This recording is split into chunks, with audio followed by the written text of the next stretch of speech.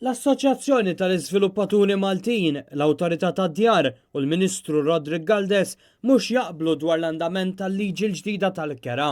Fi stqarrija fl-aħħar jiem l-MDA esprimiet tħassib dwar il-liġi l-ġdida tant li qalet li diversi sidien tal-art qed iżommu lura milli jikru l-proprjetajiet tagħhom taħt ir-reġim il-ġdid deskritt minnha bħala wieħed restrittiv. Ikkritikat ukoll l-implementazzjoni tal-liġi li fi kliema qiegħda tħalli effett negattiv fuq is-segment tal-proprjetà mixtrija għal-kera li kiber b'mod sinifikanti matul l-aħħar snin u li issa qed tirrapporta tnaqqis qawwi.